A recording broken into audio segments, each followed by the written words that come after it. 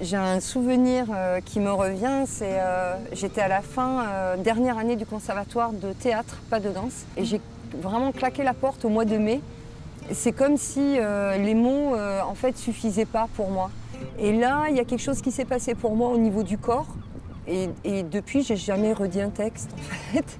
Et j'ai continué à me former de rencontre en rencontre. Je suis pas passée par des écoles, mais plutôt par des chorégraphes, par des formations. Et puis j'ai travaillé très vite. En général, c'est ce que je recherche, c'est quand le corps est vraiment engagé, en prise avec les éléments ou avec les autres corps. Donc ça a été, j'ai l'impression, en permanence ces allers-retours entre l'intérieur et l'organicité. Et l'extérieur, finalement, la cité.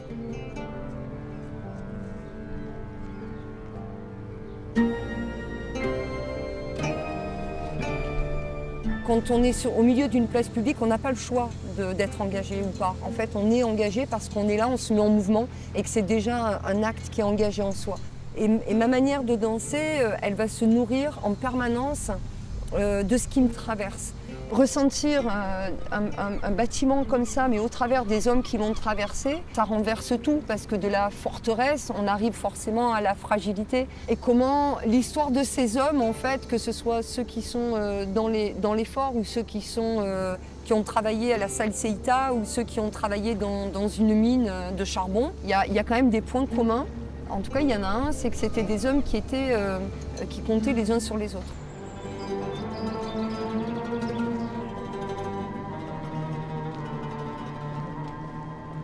J'essaie d'embrasser de manière holistique un espace, c'est-à-dire avec sa matière, mais sa mémoire, d'aller vers une identité d'un espace muable en fait. Quand on embrasse ça, on embrasse tout ça de manière cellulaire. C'est-à-dire que ce soit les cellules qui ont traversé la pierre, qui ont traversé les émotions, qui ont traversé et qui traversent chaque jour encore des états différents. Le temps d'un moment, comment on peut s'en saisir et le partager. Il n'y a pas une frontière, on ne peut pas dire la ville elle s'arrête là, ou la nature elle s'arrête là. En fait ça on ne le décide pas. Quand on remet des corps là-dedans, des corps de danseurs qui sont à l'écoute de leur organicité, comme je disais tout à l'heure, ben on se rend compte que la frontière, elle est pas frontière, elle est poreuse en permanence.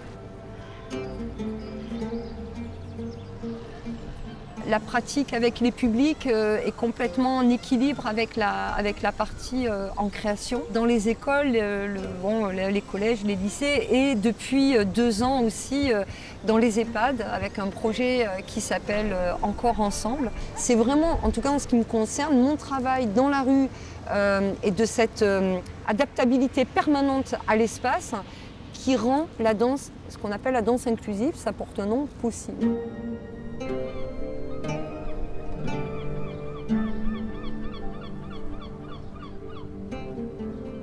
Rien que ça, je suis une femme, j'ai un corps, je suis dans l'espace public. Rien que ça, en fait, il y en a encore pour 50 ans, quoi.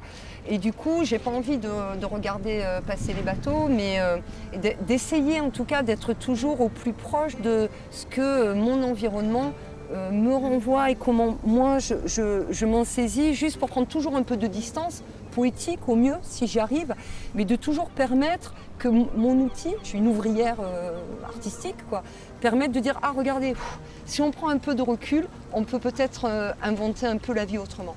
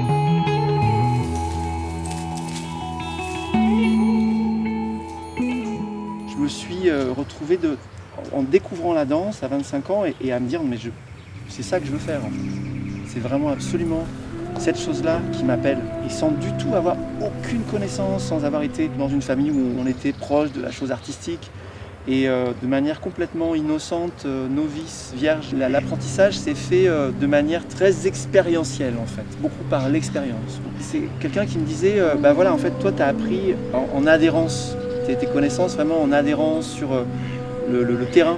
Et maintenant c'est intéressant que tu puisses apprendre aussi à aller chercher des connaissances en désadhérence, quelque chose qui est pas de l'ordre de la théorie mais d'un regard sur ce que tu es en train de faire. Et c'est aussi très intéressant parce que les deux se nourrissent quoi.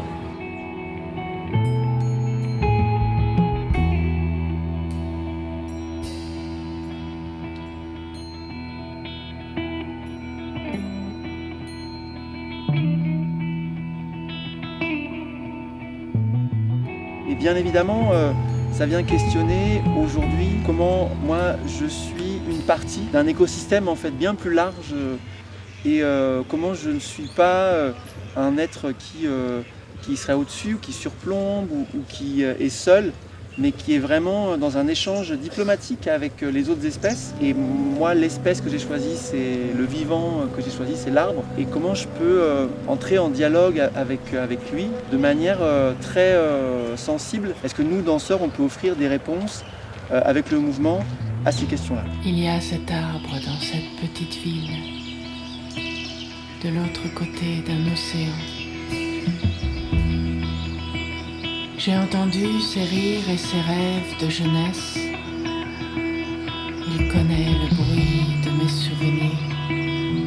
C'est marrant parce que je dis le titre ce solo, une petite forêt vivante, et tout de suite ça m'évoque l'image, l'idée de la multitude, du collectif, du nombre. Et donc c'est le rapport de l'individu au groupe. Mais quand je dis groupe, c'est vraiment entendu dans son sens le plus large possible. Pas seulement le groupe humain, mais le groupe des vivants. Et comment il y a un dialogue qui peut s'instaurer aujourd'hui et qui, à mon avis, doit s'instaurer entre nous, humains, et toutes les autres espèces et les autres parts du vivant, quelles qu'elles soient. Et moi, ma manière d'être au monde, ça passe beaucoup par le mouvement. Une fois que tu seras arrivé à l'arbre que tu as choisi, prends quelques minutes pour tourner autour de lui et observe-le sous tous les angles. Laisse cette activité se faire par le mouvement spontané de tes yeux. Laisse-toi aller de observer ton arbre à être avec ton arbre. Mais les arbres, dit-on, n'ont pas de regrets. Ainsi ne reste-t-il qu'un écho, l'écume qu'on tente en vain d'attraper. Et la vie continue.